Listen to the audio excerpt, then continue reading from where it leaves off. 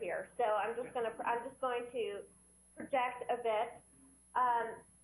It is a real pleasure to welcome so many alumni and friends and trustees and members of the community. This is a real treat.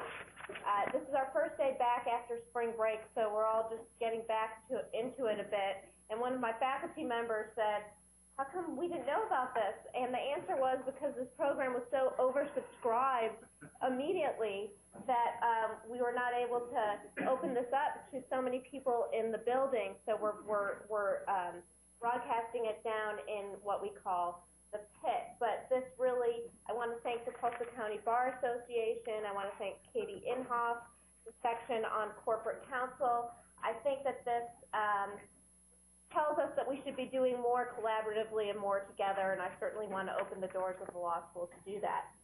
So today, I'm very pleased to introduce Spencer Barasch.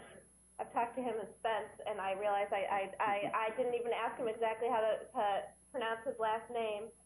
And one of the most pleasant parts of my job is learning about the accomplishments and the experiences and the career paths of so many of our alumni who really shine a bright light upon the law school and the university. And Spence is one of those.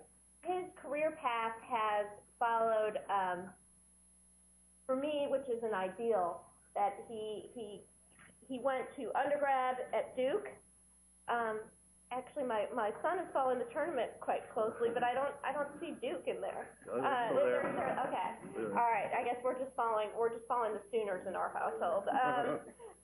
He got his JD here in 1984 from the University of Tulsa College of Law.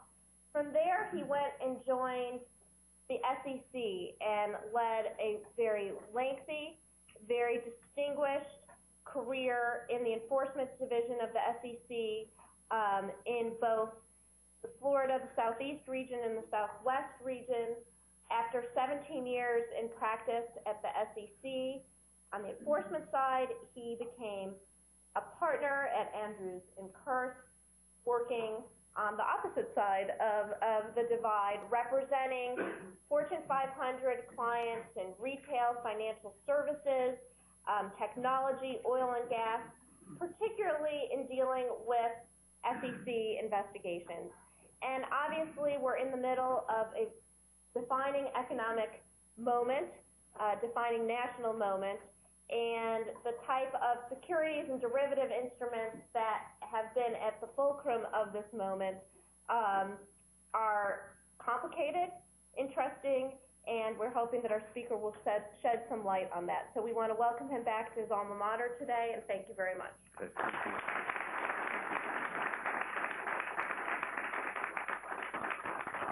If it's all right with you all, I'm just going to sit and chat, and I tend to speak very loud, so I don't think I need a mic, but if anybody can't hear me, let me know. And it's funny that Dean Levitt referred to March Madness and basketball, because the year that I decided to come to the University of Tulsa College of Law was the year that the Hurricane won the NIT under Nolan Richardson. So I'm a huge Hurricane fan as well as a Blue Devil fan. And there were a lot of years where they both made it very far into the tournament together. So that was very gratifying. But it's truly a great honor and a pleasure to be back in Tulsa, one of my favorite towns in the whole world.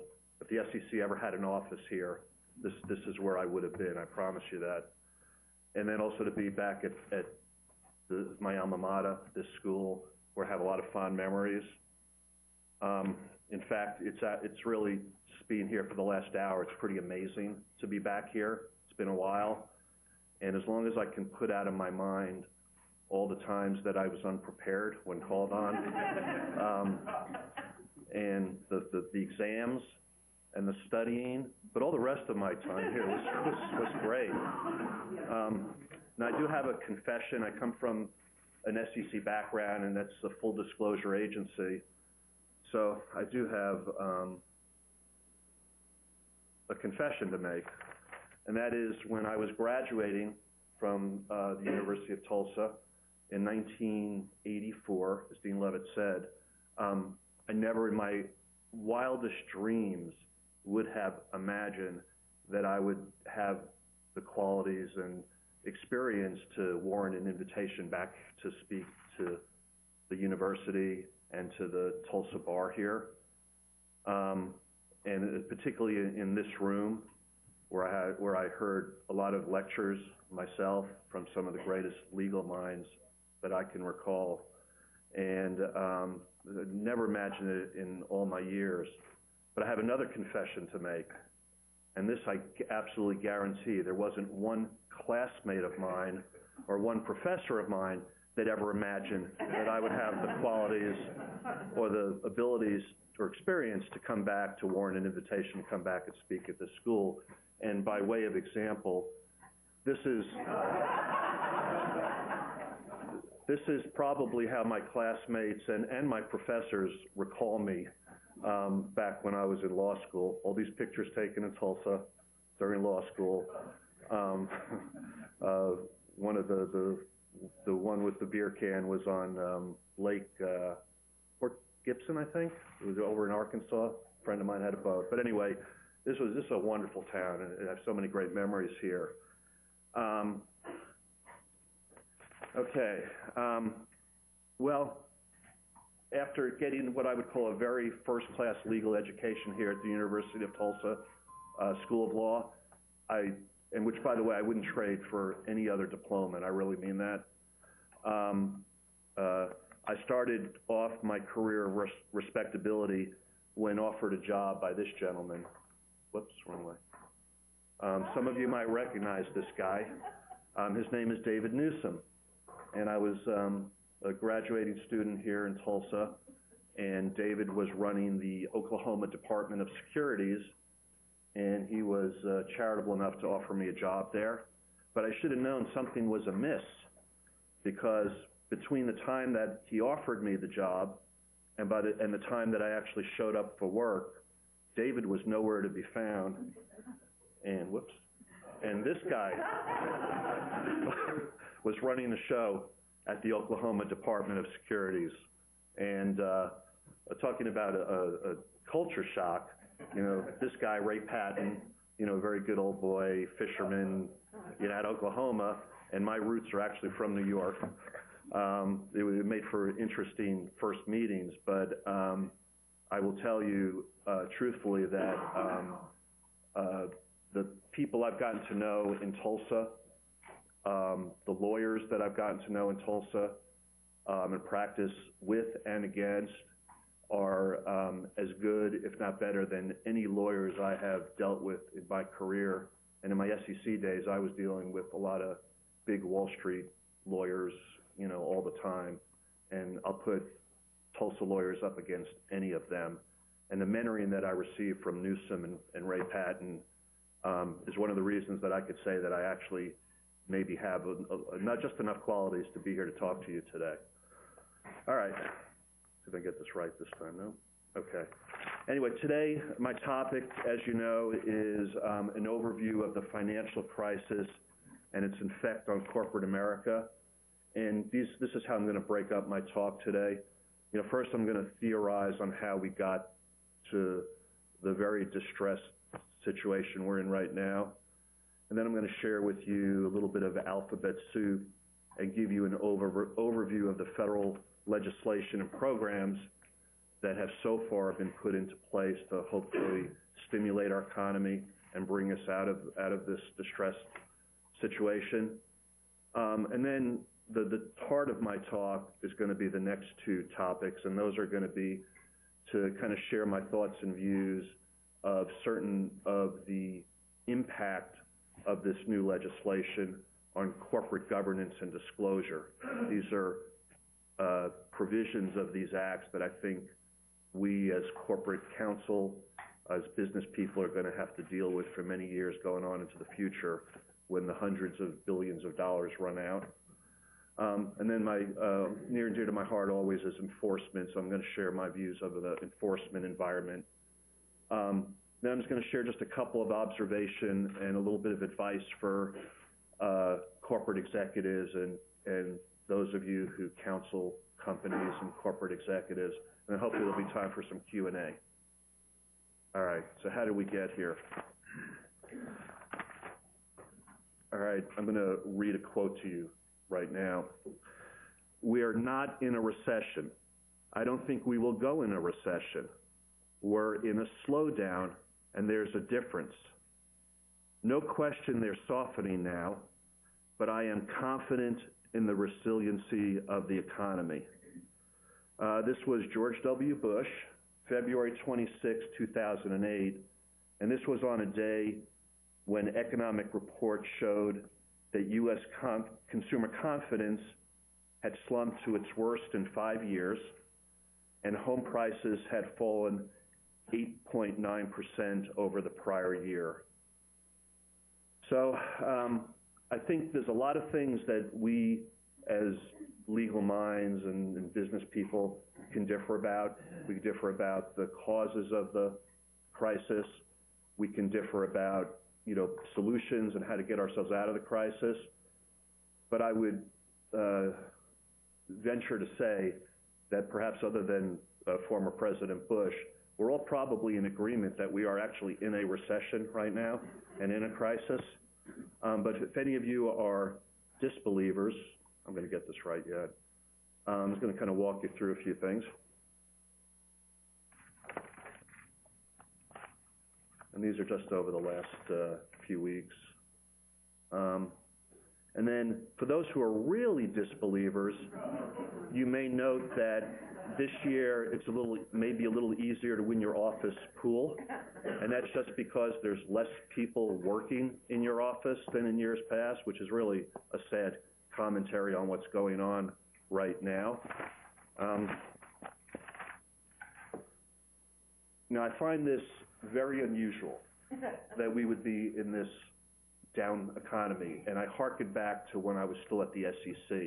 And I'm taking you back now to 2001 to about 2004. And you may recall we were experiencing then a corporate crisis, all the corporate scandals. And it started with Enron, and then WorldCom, and then you'll recall that one after another, companies were self-disclosing or being exposed for having misstated their financial statements and were restating right and left. And the economy and the stock market had really taken a dive down. And President Bush, to his credit, really rallied at that point in time. And he created a corporate fraud task force, which I was very lucky to be part of. And he went so far as to say publicly that corporate fraud was his second highest priority, and that should be the second highest priority of DOJ after terrorism. And there was this surge of outcry, and the SEC got a lot more resources, and DOJ got a lot more resources, and there was tremendous focus and commitment to clean up Wall Street. And this is just recently, as far back as like 2002 to 2004. And so I find it just bewildering that so soon after that, here we are in a crisis that's 10 times worse than what we experienced back then. So I want to explore with you at least some of my views on why it is that happened. And there's a lot of reasons that I think we can give for it. And we're a society that's in the finger-pointing game, and we're always looking to blame somebody for things that go wrong. And my experience has been when I was at the SEC, and I went through a lot of crises in 17 years. I remember there was a Black Monday, there was a Black Friday, there was all different kinds of scandals over the years, and everybody loves to point fingers. And usually there's some persons or institutions that are wrong and responsible. So here, some of the blame game has to go to a lot of the financial instruments that were popular over the last few years. And these are credit default swaps and a lot of various instruments. But the problem was that these instruments were not regulated. They fell between the cracks. They weren't really commodities, so they weren't regulated by the CFTC. They weren't securities. They weren't regulated by the SEC, the Federal Reserve, and those agencies didn't really pay attention to them. So these were kind of fell between the cracks. And then when you have a lot of very, very creative, bright, and enterprising persons on Wall Street, let's face it, Wall Street attracts some of the brightest minds. They find these cracks, they find these holes, and then they take advantage of them. So a lot of the blame, I think, needs to go to the fact that the government wasn't agile enough to pick up on the fact that there were billions and billions of dollars of investment products that weren't being regulated by anybody. Who else are we going to point blame at?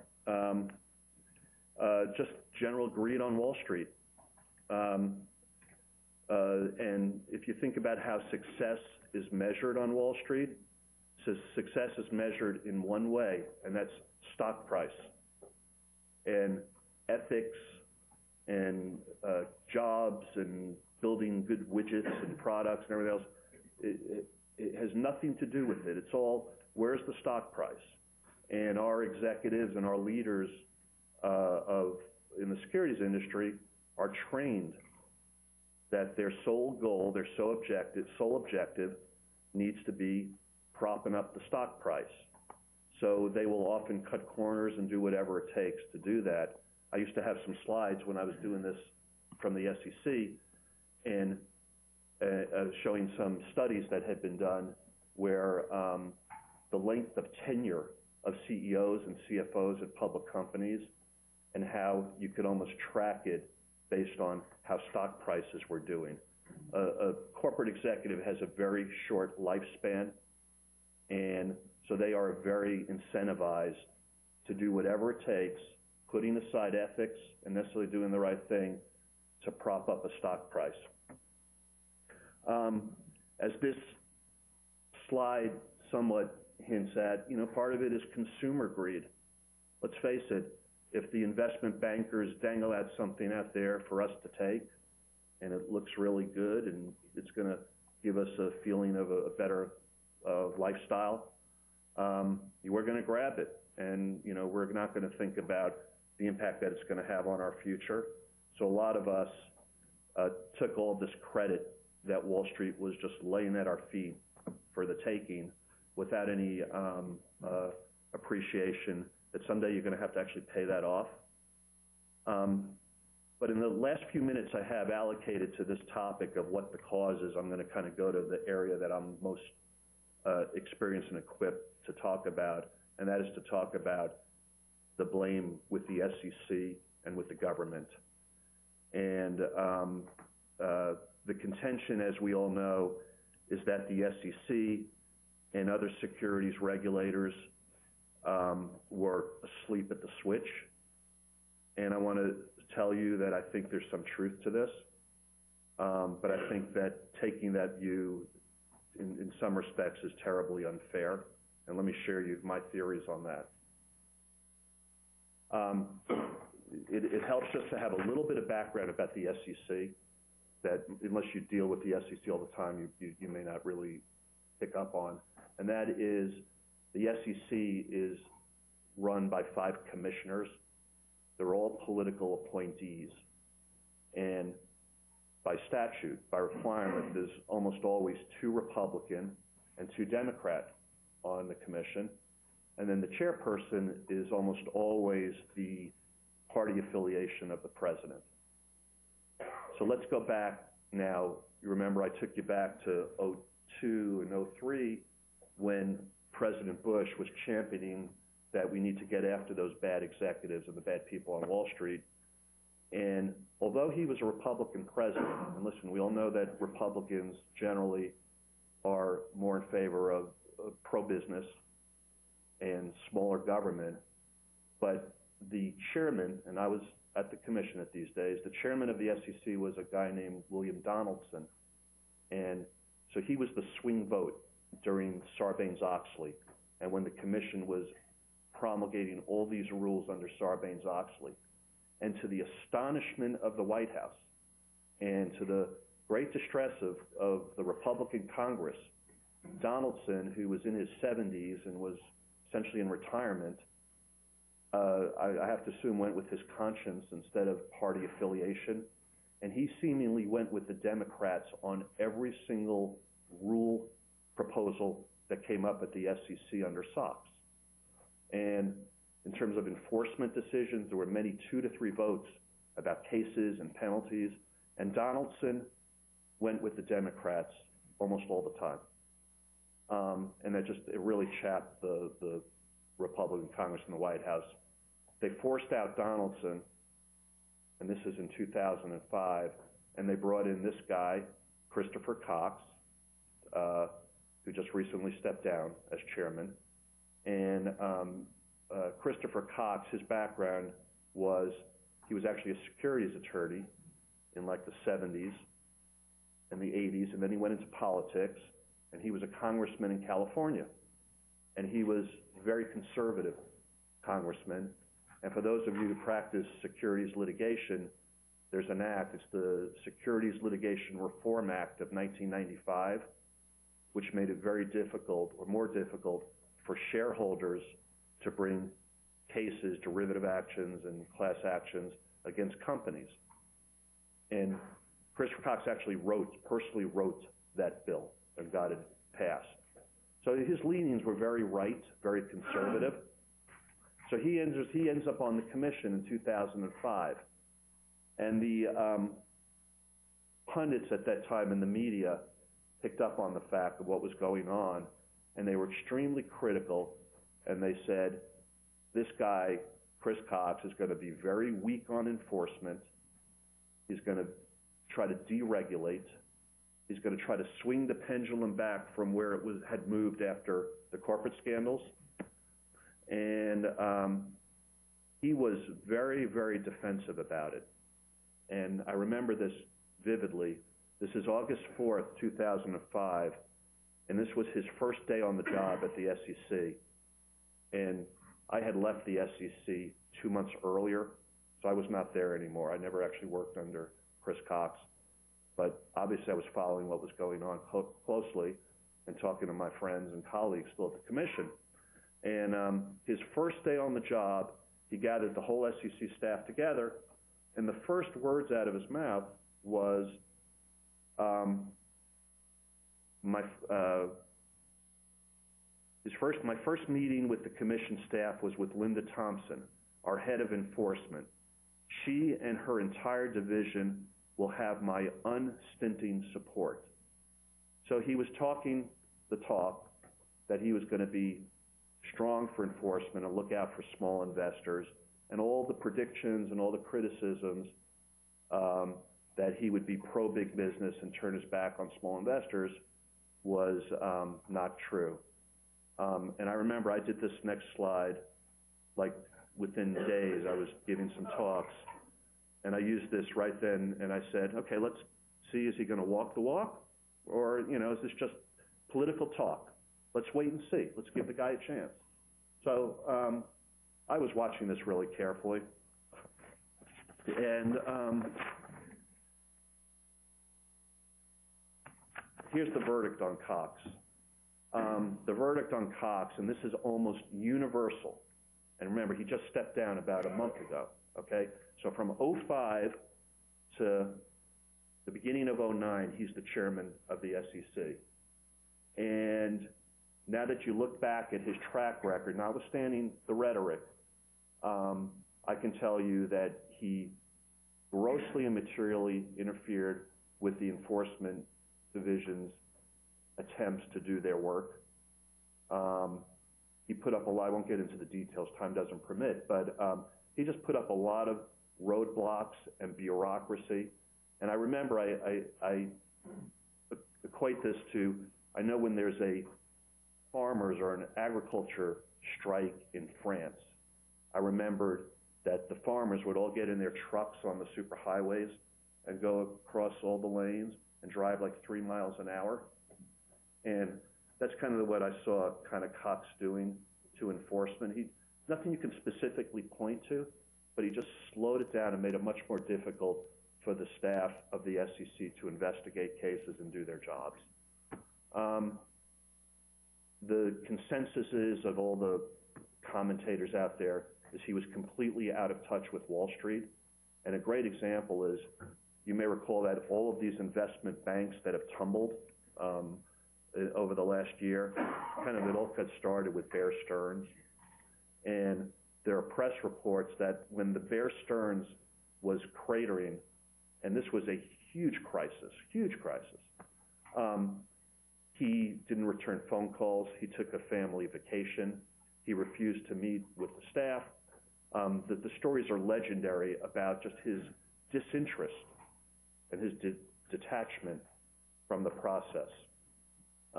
Arthur Levitt, Harvey Pitt have both vocally spoken out against Chairman Cox's tenure. Even McCain, now this may have been politically motivated, but he even called for Cox's ouster a couple of months before Cox actually stepped down. The best part about that is I was in the SEC's building in Washington, D.C., and I had a client with me. We were waiting to go in for some testimony, enforcement testimony before the staff, and there's a little waiting room at the SEC for lawyers and very, very nervous clients, mind you, who are sitting in there.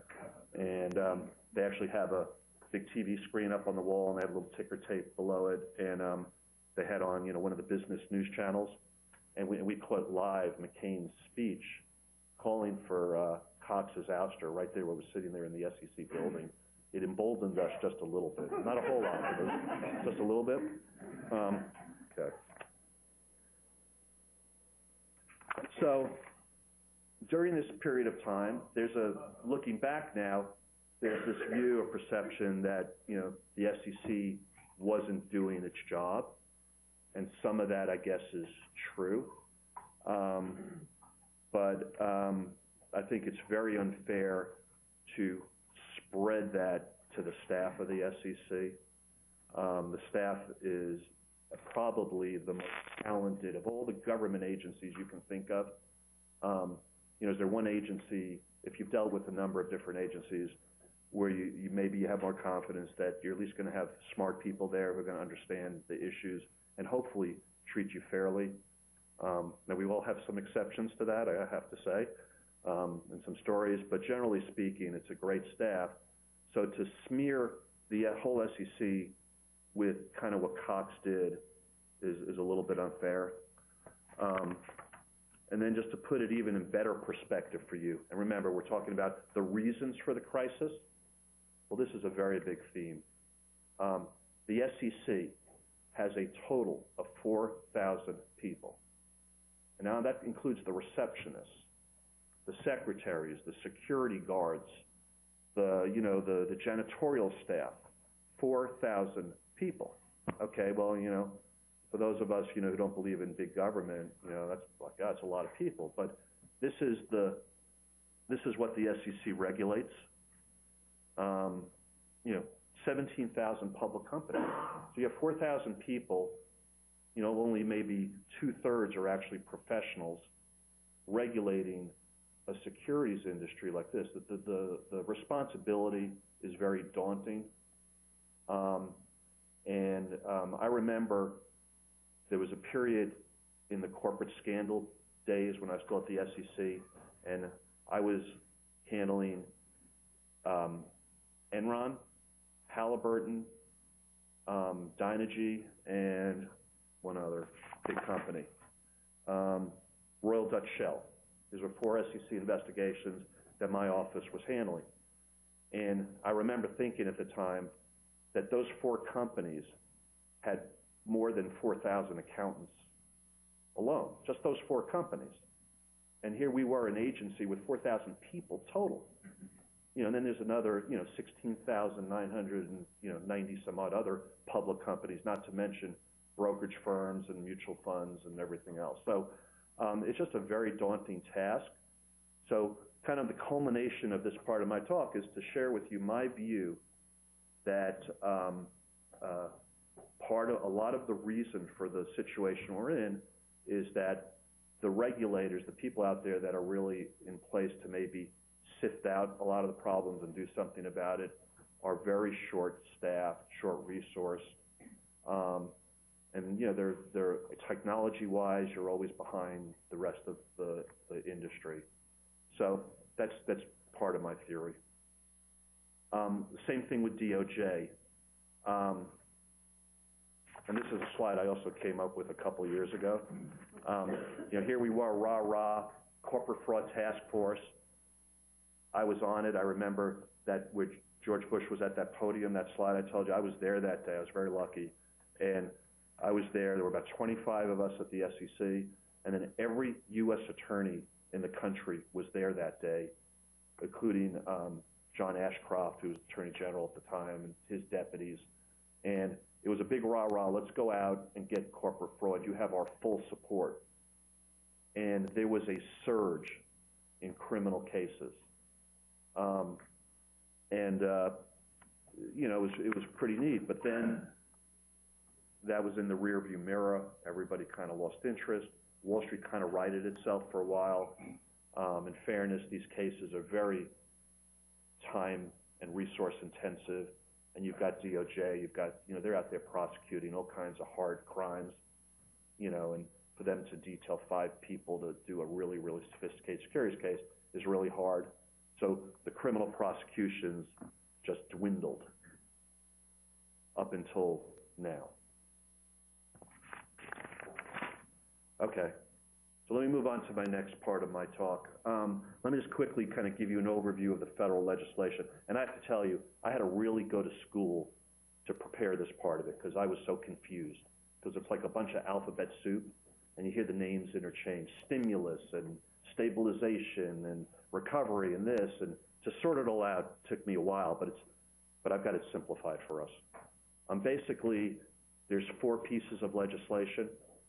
The Stimulus Act of '08, that was under President Bush. The Emergency Economic Stabilization Act. So the first one I refer to as the Stimulus Act. The second one, ESA, I refer to as the Stabilization Act. Then recently, under Obama, President Obama, you have the American Recovery and Reinvestment Act. And then one that just went up to was the House. It was introduced and passed the House last week. I love this one. It's the End Government Reimbursement of Excessive Executive Services. NGREAD, and the NGREAD is part of the name of the act. I didn't come up with that. So, and I'm going to talk about politics in a minute. And when I talked about the blame for the crisis, I skipped over politicians, but I'm going to come back to that, trust me.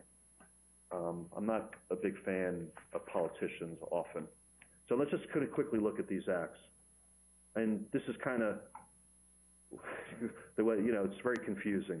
This is the way I first thought of it, and I still kind of think of it this way. All these acts and everything else. But, okay, the first one, Stimulus Act, this was February '08. And basically this was the one where everybody, not everybody, if you made over a certain amount of money, you didn't get it, which I never had to even think about it until I left government and went into private practice. Normally I was below the line for my first 20 years of my career. Anyway, this basically just tax rebates. And what did everybody get? A few $100. And this was the same time when I read that quote from President Bush. Yeah, this is just a slowdown. Don't worry, we'll stimulate it, blah, blah, blah. So that was the Stimulus Act. There's really nothing to talk about in this in terms of corporate America, in my view. And then this supports my view. There's not a whole lot to talk about. So, anyway. All right, the next one, the Stabilization Act. This was October of '08. And this was intended to provide a stimulus to the economy and to restore liquidity and stability to our financial system. And the major component under the Stabilization Act is what everyone refers to as TARP. What is TARP again? Hang on, I forget. TARP is the Troubled Asset Relief Program. So it's not actually legislation, it's a program under the Stabilization Act, TARP. Okay, and TARP essentially gives the Secretary of the Treasury $700 billion of money to go out and buy troubled assets of distressed companies. And you can see under the Act it says, his authority must be exercised in a manner that promotes home values, college funds, retirement accounts and savings, preserves home ownership, and promotes jobs and economic growth.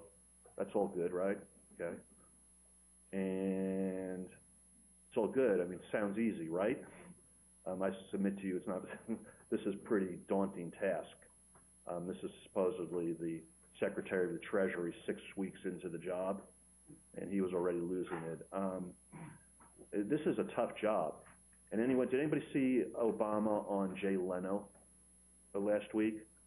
And I saw it, but I didn't really pick up on this until I read about it in the New York Times last week.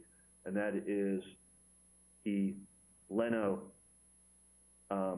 asked him about TARP, and Obama's answer was, Gunther has a really tough job. And then Leno, teasing with President Obama, says, you mean just Gunther?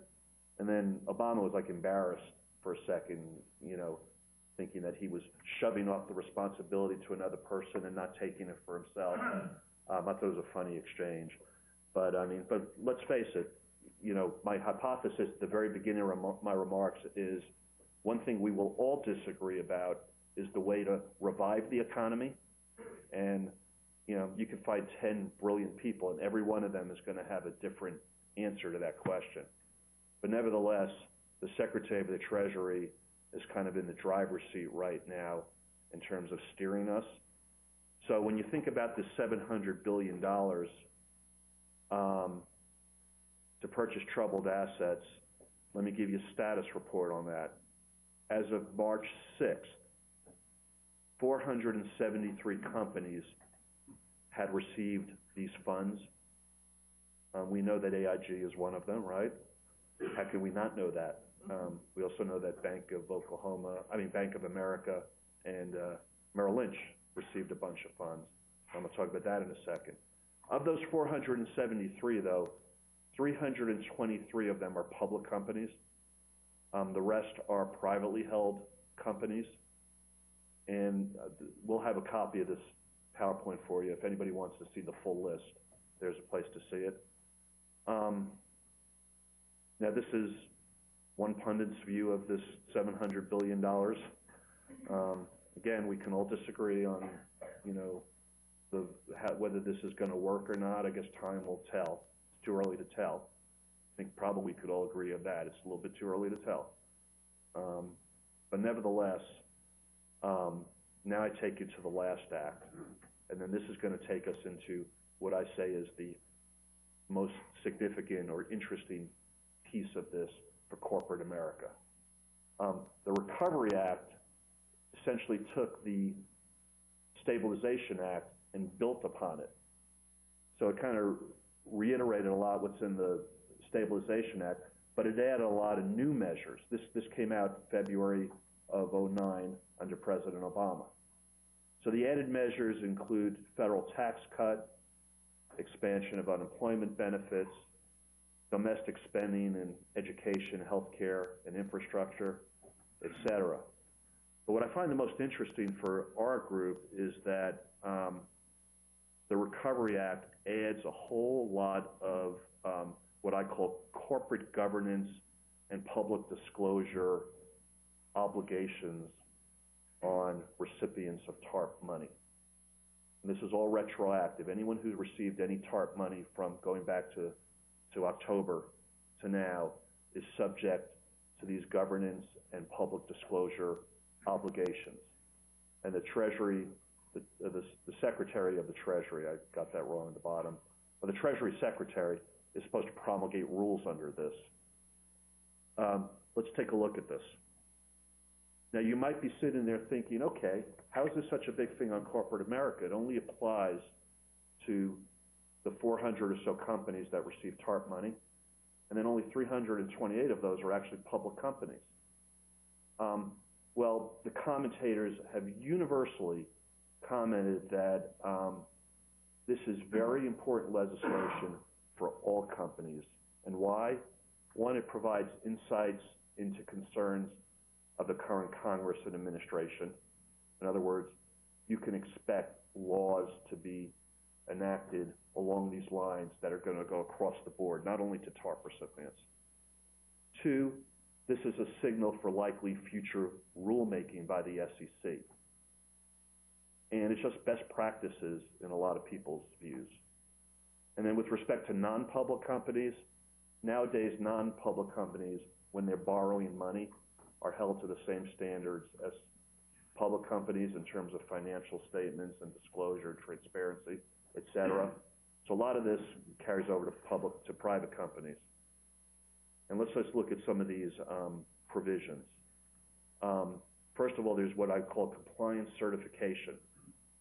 The CEO and CFO of each TARP recipient is required to provide written certification of compliance with TARP.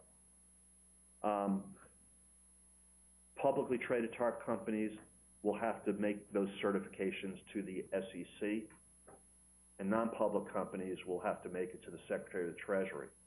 The upshot is someone at these companies who receive TARP money, and then probably in the future, all public companies, are going to have to certify to the government that they're spending money in a certain ways.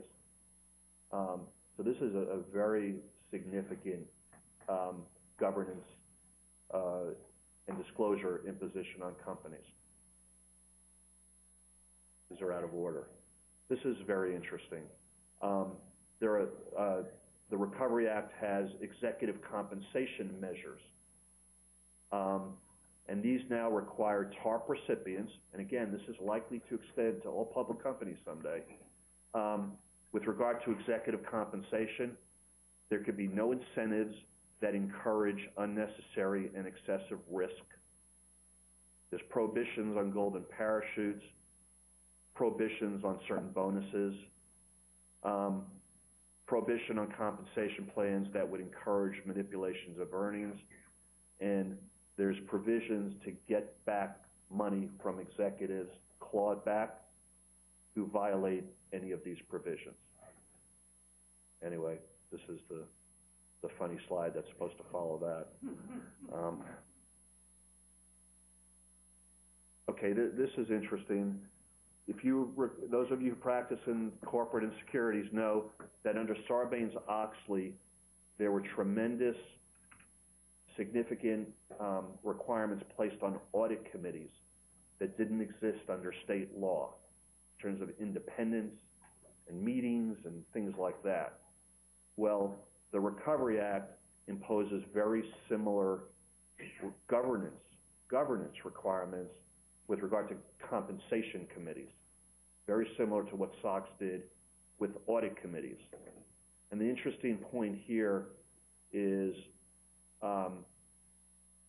this is areas that were typically state law, covered by state law, and the fact that federal SOX imposed this on audit committees, Recovery Act is imposing this on compensation committees, suggests that the federal government is invading or superseding state law in areas that forever and ever have been guided by state law.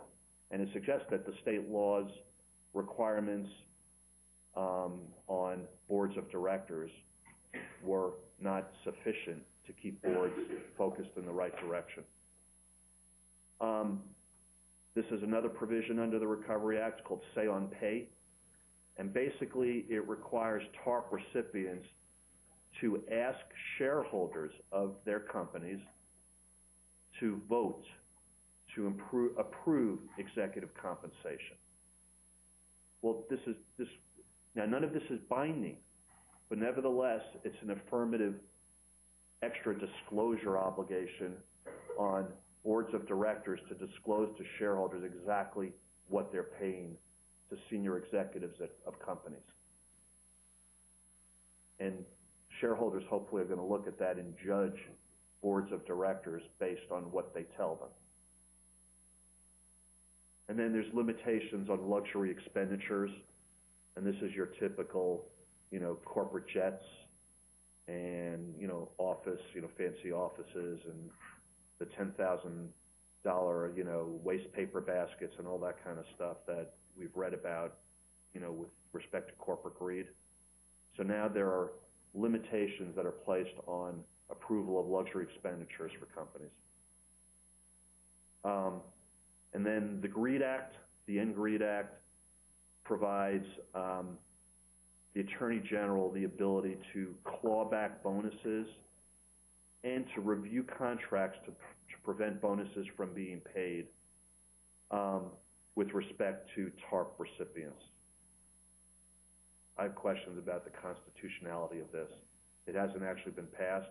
There's another bill that's floating around that is going to tax any TARP recipient bonus in excess of $250,000 by 90%. I think there's some real constitutional issues with all of that. Obviously, the big rallying cry right now for the politicians are the bonuses, and you're reading about AIG and Merrill Lynch in the news all the time. Here's some irony that I find in this, and this is where I'm going to make fun of the politicians, as if I haven't already. It's funny, some of the leading congresspersons who are leading the lynch mob to get, AIG and to get Merrill Lynch. And way of full disclosure, I can tell you I represent Merrill Lynch.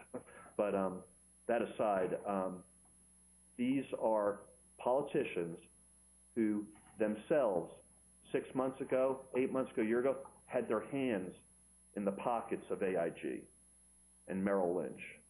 One congressman who's been exposed is a congressman out of Harlem in New York, and I don't know how to pronounce his last name, but it's Rangel or Rangel, R-A-N-G-E-L. And he's kind of leading this charge, and what do you know? But he was able to get AIG to fund $500,000 to a college, a particular college program in New York that has his name on it. And this is just like 8 or 9 months ago. So, this holier-than-thou, attitude of our politicians really bothers me. But I may have to litigate that at some point. But, okay, enforcement. No. I'm very sorry about how.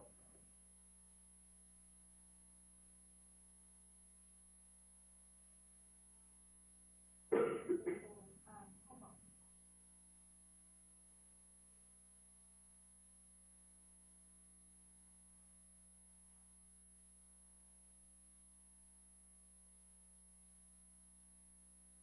I don't know.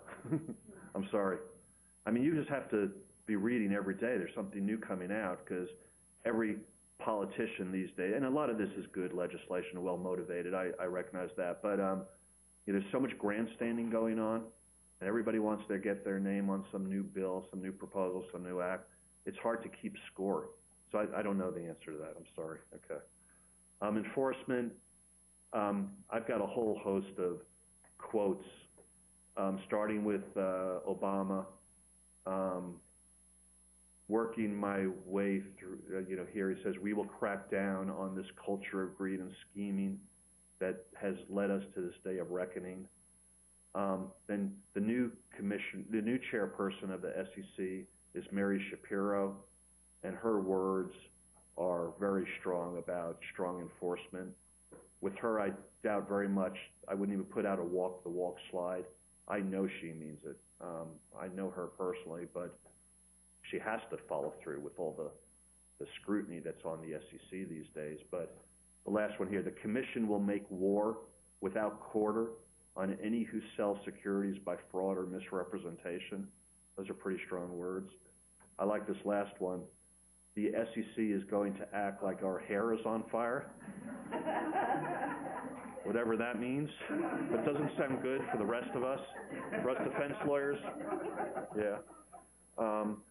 Then, you know, take it on down to senior SEC people. Lori Richards, she is probably the most senior person at the SEC who oversees all the examination programs, broker-dealers, investment advisors, investment companies. She's the director of all that. SEC will take no excuses from securities firms. The SEC has a brand new director of enforcement. He is a former prosecutor out of the Southern District of New York, has a reputation for being very aggressive. In his press release appointing him, he said, "I will relentlessly pursue and bring to justice those whose misconduct infects our markets, corrodes investor confidence, and causes so much financial suffering." And if I could put it in one picture, what to expect from in the enforcement arena going forward is this close encounters. The truth is, when President Bush spoke in the President's task force on fraud, and number 1 is terrorism, 1A is corporate fraud, that's when I came up with this slide. I stopped using it for like 3 years. I really did. But now it's going to be like close encounters. And I say close encounters because I think every person who's in the securities industry, in every facet, every company, there's a greater chance now that you're going to have an encounter with SEC enforcement than ever before in history. Even if you're doing everything right and by the book, they may show up at your door and start asking questions. This is a close encounter enforcement world we're entering. And yes, the SEC will be eating our lunch, except when Ray Patton and I are defending the people, right, Ray?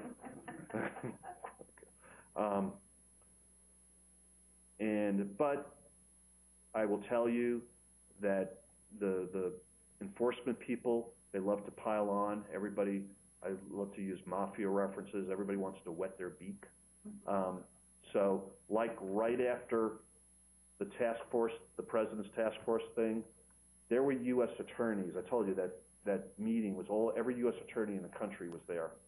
And they left that meeting, and U.S. attorneys who would never even think of prosecuting a securities case, at least a difficult one, in their district, all of a sudden, every one of them wanted a piece of the action. So if you're embroiled in an investigation, you're representing a company or anybody, chances are you're not only going to have to deal with the SEC, but you're going to have to deal with maybe DOJ. You'll have to deal with very ambitious state attorney generals, the Spitzers and the Cuomos of the world, et cetera, et cetera. Everybody wants a piece of the action. And this is another slide that I'm about to show you that I used to use and then I stopped using, but now I have to start. For the first 12, 15 years of my SEC career, the SEC does not have criminal power. And by the way, one of the proposals out there is to give SEC criminal power. And as much as I love the staff and I love that agency, you do not want to give these people guns. I promise you that, okay? I know that firsthand. But SEC does not have criminal power. So when you're working a really horrendous case and you are at the SEC and you want to get a prosecution, you have to go shop the case to the prosecutors and try to get one of them interested. And often they're very complicated and resource intensive, and they don't like to do them. And there was a period of time where I was running enforcement in Miami, Florida, and then in Fort Worth, Texas, and I couldn't get U.S. attorneys sometimes to return my phone calls, literally, I mean that. And I just kind of accepted it. Well, the day after Bush and Ashcroft were up there that day, this is an actual picture outside my office. These are all U.S. attorneys trying to get my cases. It was like wonderful. It really was. I had jurisdictional battles amongst, Eastern District of Texas and the Northern and the Southern District of New York. There is not a case that they can't find to grab some jurisdiction over. And it was beautiful. It was like, you were like taking the highest bidder. But this is the way it's going to be times 10, criminal. All right, there's just already lots more private litigation. But I just want to share this slide with you. And then I'm almost to the end of this. But I think this is really, really important. I've used this a lot. I'm just going to read it to you. And the picture here is, this is like 2003, and one of the big corporate scandals of the Enron days was Adelphia and the Regas family. They were kind of like the Madoffs of that time up in the Northeast. And this is when they were getting taken to jail in handcuffs. And I'm just going to read this to you. I can't remember if this came out of Business Week or Forbes or what, but sometimes a picture is worth 1,000 points, or at least 500. The widely televised spectacle of Adelphia founder John Regas being led to a car in handcuffs seemed to produce what repeated presidential exhortations could not: a stock market rally, however fragile. As the day wore on, the market gathered steam, with the Dow ending up an impressive 489 points after a disastrous 9-week losing streak. Well, the point here to make, and I believe this when I was in the government side, and I believe this now, and I try to convince all my clients to believe this. There's 1/10 of 1% of the industry that's bad and rotten. The rest of us are all trying to do the right thing, and I know that. And the 1/10 of 1%, ruins it for everybody. But as far as the investors are concerned and the markets, there has to be a belief, there has to be a view that the people who game the system are going to be brought to justice. There has to be a belief that those who do things right will be vindicated at the end of the day, and those who do things wrong will be brought to justice. And if the public doesn't have that view and that belief, monies are not going to be invested in our markets. So it's good to have a strong enforcement part of our securities regime, mostly the SEC. It's good. It's good for all of us. Obviously, you hope that they will wield that power fairly and justly, but this is critical. So, when I have clients who get really angry or annoyed or think they're overreaching, I try to see it in context. And most of the time, if you haven't done anything wrong, everything is going to be okay at the end of the day. All right, just last bits here, just a couple of random observations and advice for corporate executives and counsel. One, this is a breakdown of the SEC's enforcement cases in 2008. And the point here to make is pretty much this is almost always the same every year within a point or two. There's always going to be a bunch of insider trading cases. Don't insider trade. Have good insider trading policies and procedures. That's an area of risk. There's always going to be financial disclosure cases. Don't engage in earnings management. Be conservative. Get your auditors on board with what you do. These are the areas. This is every now and then there are some exotic cases. The SEC goes off on, auction rate securities cases or some interesting cases of the day, but they always come back to these core cases. This is the staple. So these are the areas where your clients or you have the most risk. Gatekeepers, this was a big term out of SOX. Basically, the SEC, whenever there's a problem, whenever there's a restatement, whenever there's wrong, the SEC will absolutely inquire very deeply, where were the lawyers? Where were the board of directors? Where was the audit committee? Where were the auditors? Where were the investment bankers? How come these people didn't pick up on this? So if you're one of these professionals or you represent these professionals, it's not a good practice to look the other way or for your clients to look the other way. because someday they may be investigated as to why they didn't pick up on a fraud. And this was the SEC's view of gatekeepers pre-SOX. And there was some truth to this. Because again, it was only 0.1%, but they did a lot of damage.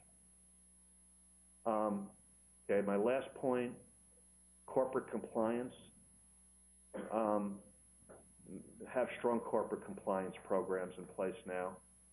And what does that mean? And I remember, dealing with some of those big Wall Street firms. They'd bring out the corporate compliance program and the internal procedures and controls, and they would be beautiful, bound and this thick and wide and whatever, and they really were perfect. I stole a couple of them actually to use in private practice. But the point is, you could have it on paper. It doesn't mean a thing. It's got to be the compliance program, and this is the inquiries that the government is going to make, the SEC is going to make every time. You could whip out that beautiful paper, but they're going to ask, was it adequately funded and staffed, clearly communicated to the employees? Were there exceptions for your big producers or the nephew of the CEO, or was it enforced equally? Was periodically assessed, memorialized in writing? In any event, have a strong compliance program. One, it will probably detect and prevent some wrongdoing or problems. Two, if there are ever wrongdoing or problems, and you can demonstrate to the government that you had a strong compliance program and that these were rogue events or things that slipped through the cracks or whatever, you're going to be on much better ground to convince them to not do anything to you. And then the last thing is that you have to be able to demonstrate at the highest levels of companies that management and the board bought into the compliance program. You want to have a lot of speeches and presentations and support for compliance, and you want to be able to show that to the government. And then these are the last, Cox, Christopher Cox, after I lambasted him, did say some things that are true to this very day. And basically, cost cutting, when you're out there, if you're a company or your clients out there, cost cutting because of the economy, and if there's a breakdown, if there's some violation that occurred, and your excuse is, well, our compliance program didn't catch it because we had to scale back and cut down, you will get no credit for that. They will no sympathy for that. So when you're doing your cutting, and it's horrible that we're all doing that these days, make compliance the last place you look, because the SEC, DOJ will not cut you any slack when you cut compliance. That's it. Thank you.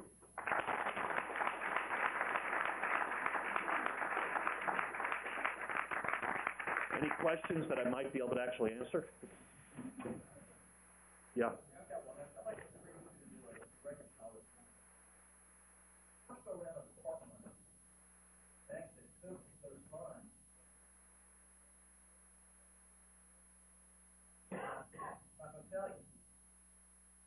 Personally, that statement is very arrogant.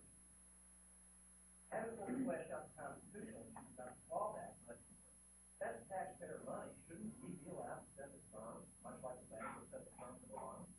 Well, who's the we? I mean, you want... Well, it would be our representatives, but that set the terms of the loan in terms of the clawback. Well, I gave you a bullet that showed, here's the supposed purposes for uses of that money. Right. These are kind of very broad strokes, and presumably these companies are spending that money, and they are accountable to your representatives. They do have to tell them where they're spending that money. The big issue right now is it appropriate, does it meet those objectives to spend it on bonuses for your best employees? I mean, that's the issue right now. And the responses that the companies are given is, yes, if we're ever going to pay this money back, we have to keep our best employees. And if we don't pay them, we're not going to be able to retain them. They're going to go down the street to some other firm. And so this is in the best interests of, and consistent with the TARP goals and objectives. You know, some think that the firms that are using the money that way are exploiting those reasons, but there is accountability. Maybe not enough. Yes? A recurrent theme in your presentation, though you further back from the is how is this recurring? Recurring at a different scale, different level, different systemic risk, but how is this recurring? And the question that I have from you, from your perspective in government, is how could government be more proactive instead of reactive? And how can we lengthen people's so that our time cycle is not just 6 years? I mean, 6 years, you think. So I'm just, any insights that you have, obviously, but that seems to be. Yeah, I mean, I've got so many answers to that I want to get out, but, you know, one is, you're right, government needs to be more proactive. Government tends to be very reactive, especially the enforcement side and the SEC is, oh, there's a crisis, okay, what do? We have to deal with it and bring it to justice. And the view is the government needs departments that do more risk assessment and figure out where the risks are going forward, have more people that are devoted to that and have ability to do that. And I remember, you know, we talk about pointing fingers, and I was really proud of this. When we were at the SEC, after the whole Enron thing, and we were pointing the fingers, and it was pretty much the gatekeepers that were getting pointed at, who were asleep at the switch. And the head of the SEC enforcement in those days was Steve Cutler. And Steve's a brilliant guy and an incredibly great guy, with a ton of integrity. And he said, you know what? We ought to turn that microscope back on ourselves. And the thing that we found, and this was kind of one of the rallying, gave speeches on this, is that going forward, the SEC and enforcement is going to be more proactive. And the terms we used was looking around the corner and over the hill, and figuring out where that next Enron scandal or whatever the scandal of the day is going to be, finding it before it becomes a full-fledged scandal. And that was our talk. As far as I could tell, the truth is, there are a couple of programs put into place to try to do that, but there was very little follow-through when I was there. I'd take some of that blame. And then afterwards, it was pretty much just lost. So, you put your finger. The government needs to be more proactive, do better at assessing risks. And then, I keep going back to the government is just so under-resourced compared to the private sector, just in terms of IT and technology and then face it, when you can go to work, 5 years ago, when you can go to work out of law school to the SEC for $40,000, you can go to, a big law firm for $150,000. I mean, very few took the public service route. So the better, smarter minds, with a few exceptions, went to, would all go to the private side. And the government wasn't getting the best people, the best, brightest minds. I think that's going to change because, one, there's less jobs out there. And two, this whole Obama, let's give back kind of mentality is really kind of catching on. But there's a whole lot, we could talk about that. Next time you're in Dallas, let's grab some drinks. Is there money that is built for the enforcement? After Enron, the SEC's budget almost doubled. The SEC's budget right now is 13% more than what it was last year. That's not a whole lot. Now there's another bill to provide like 500 FBI agents and prosecutors to DOJ just for white collar, and maybe that'll happen. But there's just such a long way to go, And then fickleness. We're all complaining and crying, and about where was the government, where was the SEC when all this goes on. But when it comes to step up and pay more taxes so we could have a bigger government, you know, everybody complains about it. You know, so we all want our cake and we want to eat it too, and it's tough. Yeah. Well, I was just wondering, in terms of that being proactive, isn't that a little bit like trying to figure out who's going to commit a crime before they commit it? You know, I mean, there's a little problem with some of that, and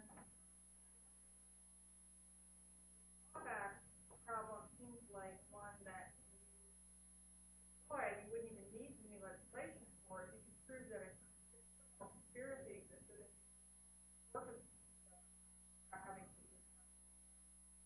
Well, on the first question about being proactive, is that kind of like being Big Brother or something, whatever? Funny. After SOX, in the first year or two, when you were in the SEC enforcement and I was kind of riding the wave, you could do no wrong. Anything you wanted, you can almost get away with.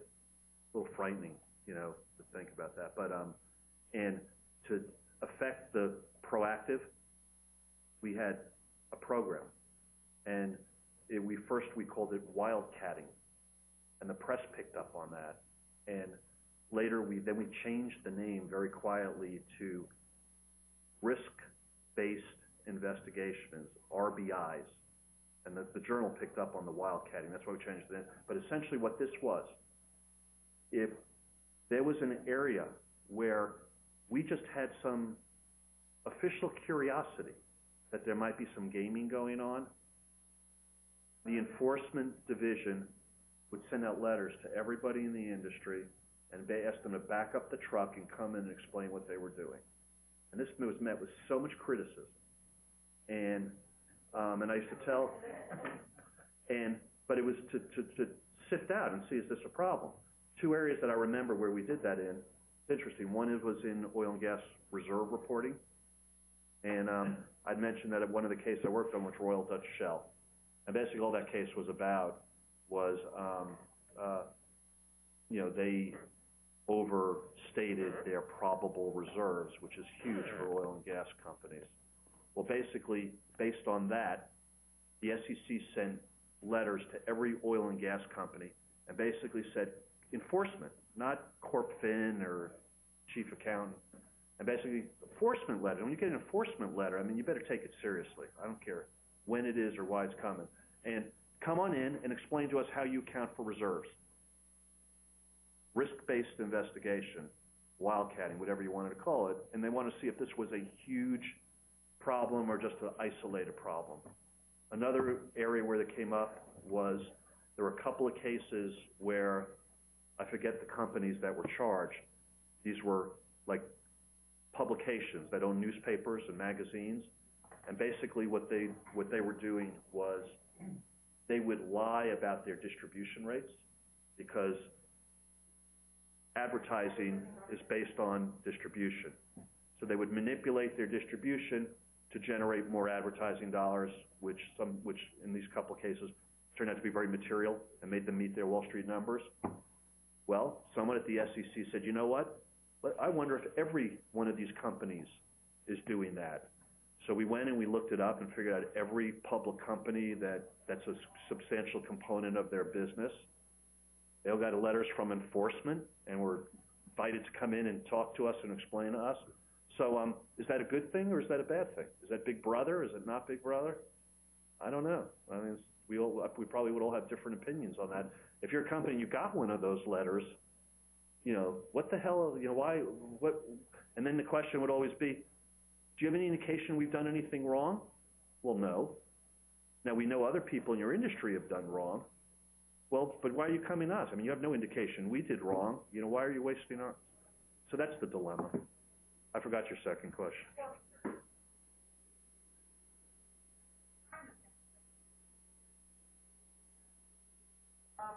That pay out of bonuses to avoid scrutiny in, you know, and the crime, then it seems like you can forfeit that as a... Yeah, I mean, fraud's involved. Yeah, sure. You don't need to think a lot of fraud back to fraud back to... Well, what Cuomo, who's leading the charge on these, and he's a spitting image of Spitzer, but I hope not completely, okay? But, very politically ambitious young guy, very politically ambitious. And, I have firsthand knowledge of that. But, you know, basically the theory right now is just a fraudulent conveyance type theory. But you have to show the entity was insolvent and that there was some collusion. And I feel pretty good at defending my client in that case, but it's an interesting topic. I think maybe there's one more question. Tell me how you think this might trickle down to the guy that's not the public company. You know, the real estate mortgage brokers, the big oil and gas independent companies, the folks like that, a lot of money and a lot of things going on. Public company. When do these rules and what you're talking about start to affect what they can borrow, what they do, and how they act? In my experience, you know, I'm not really a big deal lawyer, you know, but I usually get involved after there's been a problem. But you know, my understanding is that banks are holding private companies to the same, you know, financial disclosure, transparency, financial health standards that public companies are required to maintain to keep listing. So it's harder to borrow money, I think, as a private company. And then here's where I've seen it come up a bunch, is where you're a private company and big company wants to take you over. You know, it's finally a chance for a private company to cash in and make millions and millions on their efforts and their innovation or whatever. And then the deal goes south because the underwriters can never get comfortable with it because the private company didn't keep books and records and controls such that there's confidence. So that's where it could really come and bite you. Yeah. Well, I think that we might need to adjourn the class in about Okay. 10 minutes, but Ben, Thank you. so much. Appreciate it.